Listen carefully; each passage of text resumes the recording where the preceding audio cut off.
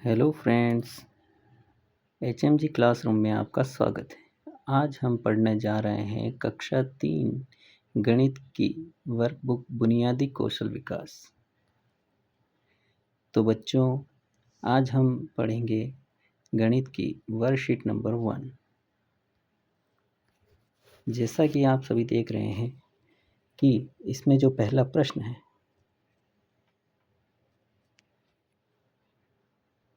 चित्रों को देखकर नीचे दिए गए प्रश्नों के उत्तर दीजिए। नीचे दिए गए प्रश्नों के उत्तर दीजिए। पक्षी पेड़ के ऊपर बैठा है या फिर नीचे?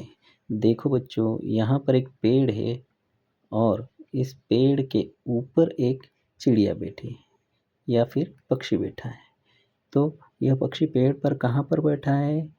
ऊपर। कहाँ बैठा है? ऊपर। तो हम यहाँ पर लिखेंगे ऊपर। तो चलिए दूसरे प्रश्न की तरफ चलते हैं। कप मेज के नीचे रखे हैं या फिर ऊपर? ये देखिए बच्चों, इस चित्र में यहाँ पर एक क्या बनी हुई है? मेज। क्या बनी हुई है? मेज। इसमें इस मेज के नीचे 2 कप रखे हुए हैं। क्या रखे हुए हैं? 2 कप रखे हुए हैं। तो ये कप कहाँ पर रखे हुए हैं? मेज के नीचे या ऊपर? ये कप मेज के नीचे रखे हैं। कहाँ रखे हैं? नीचे रखे हैं। तो हम यहाँ पर लिखेंगे नीचे। अब देखिए यहाँ पर हमारा तीसरा प्रश्न क्या है? मेज के ऊपर क्या रखा है? तो बच्चों, जैसा कि आप सभी लोग देख रहे हैं, यहाँ मेज के ऊपर क्या रखी हुई है? पुस्तकें। क्या रखी हुई है? पुस्तकें या फिर किताबें। क्या रखी हुई है? किताबें। तो हम यहाँ पर क्या लिखेंगे उत्तर में? किताबें। तो नेक्स्ट प्रश्न में हमको क्या कहते हैं बच्चों? नेक्स्ट प्रश्न हमसे ये पूछ रहा है कि बिल्ली और खरगोश पेड़ के ऊपर हैं या फिर नीचे? जैसा कि आप सभी लोग इस चित्र में देख रहे हैं कि यहाँ पर एक बिल्ली बैठी है और यहाँ पर एक खरगोश। यह पेड़ के नीचे बैठे हैं। कहाँ पर बैठे हैं? नीचे। तो हमारा उत्तर क्या होगा? नीचे। तो हम यहाँ पर उत्तर में लिखेंगे नीचे। अब देखिए हमारा आखिरी प्रश्न क्या कहता है? पुस्तकों की संख्या कितनी है? तो चलो बच्चों, हम पुस्तकों को गिनते हैं। 1 2 3 4 5 6 7 8। तो कुल कितनी पुस्तकें हैं? 8। यहाँ पर कुल पुस्तकें कितनी हैं? 8। तो चलिए बच्चों, हम प्रश्न नंबर 2 की तरफ चलते हैं। यहाँ पर हमसे पूछ रहा है, यहाँ पर हमें 2 चित्र दिए हुए हैं, एक जहाज का और एक जहाज का और दूसरा एक टब का, जिसके अंदर एक छोटी नाव रखी है।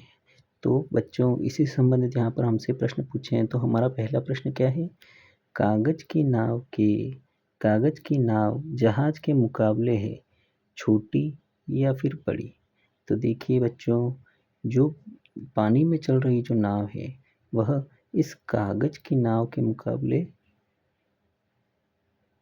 बड़ी है। तो इस टब के अंदर जो कागज की नाव है वह इस पानी के नाव की जहाज के मुकाबले क्या है? छोटी। क्या है? छोटी। तो हम उत्तर में क्या लिखेंगे? छोटी। दूसरा प्रश्न क्या बता रहा है? कागज की नाव को आप पानी से भरे टब में चलाना पसंद करेंगे या बड़े समुद्र में, और क्यों? तो जैसा कि बच्चों हम लोग देख रहे हैं, कागज की नाव अगर समुद्र में चलेगी तो क्या हो जाएगी? डूब जाएगी। क्या हो जाएगी? डूब जाएगी। इसीलिए हम कागज की नाव कहाँ चलाएंगे? टब में। कहाँ चलाएंगे? टब में। और क्यों चलाएंगे? क्योंकि वह डूबे नहीं, इसीलिए।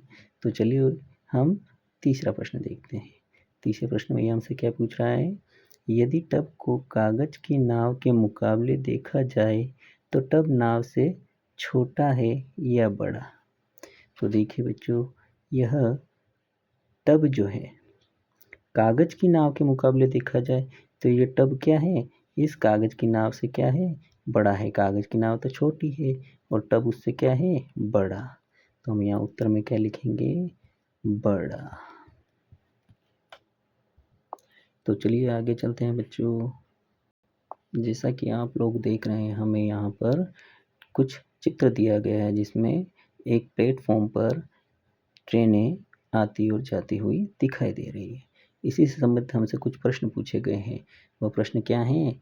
तो पहला प्रश्न है इसमें कि जब आप प्लेटफॉर्म पर खड़े होकर दूर से आती हुई रेलगाड़ी को देखते हैं तो वह प्लेटफॉर्म पर खड़ी उसी आकार की रेलगाड़ी की तुलना में कैसी दिखाई देती है? छोटी, बड़ी या फिर बराबर?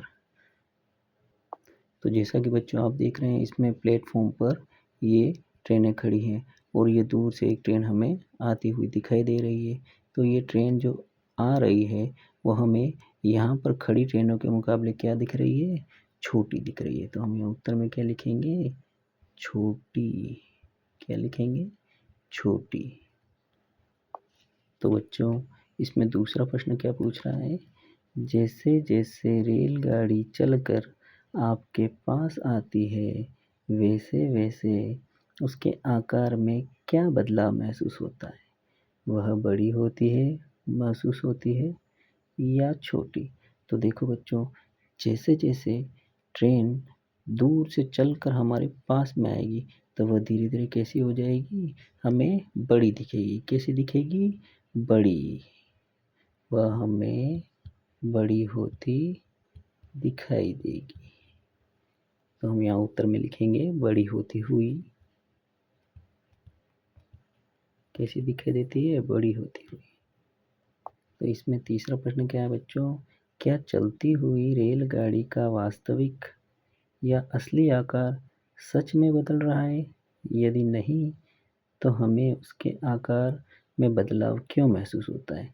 तो चलिए बच्चों हम इस पर डिस्कस करते हैं कि जो रेलगाड़ी वास्तव में दूर से चलती हुई हमें आती हुई जो दिखाई देती है वो पास में खड़ी हुई ट्रेन के मुकाबले कैसी दिखाई देती है? छोटी। क्योंकि वह हमारी नज़रों से दूर होती है और दूर की चीज़ें हमें हमेशा छोटी दिखाई देती है और वो जैसे जैसे हमारे पास में आती है वह कैसी हो जाती है? बड़ी हो जाती है। क्योंकि दूर से दिखाई देने के कारण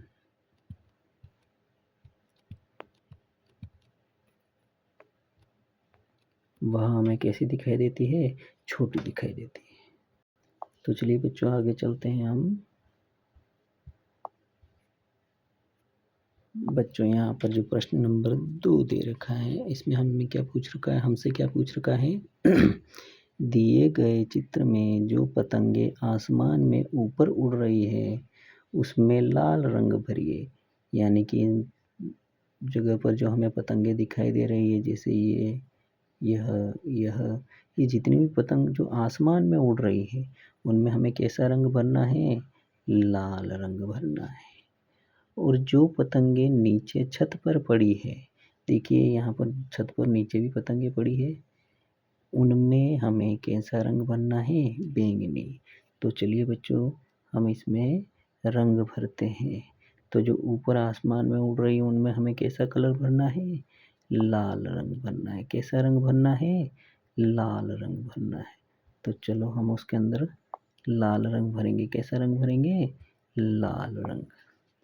तो हमें यहाँ पर ऊपर उड़ने वाले जो पतंग है उनमें कैसा रंग भरना है? लाल रंग भरना है। कैसा रंग भरना है?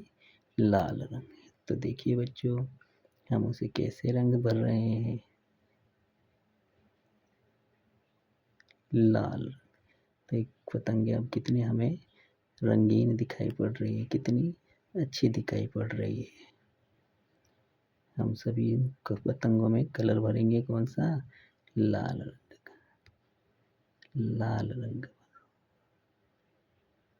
तो बच्चों अब हमें जो छत पर नीचे पतंग पड़ी हुई है उनमें कैसा रंग भरना है? बैंगनी रंग भरना है। कैसा रंग भरना है? बैंगनी। तो देखिए यहाँ पर जो पतंग पड़ी हुई है छत पर उसमें हम कैसा रंग भरेंगे? बैंगनी रंग भरेंगे।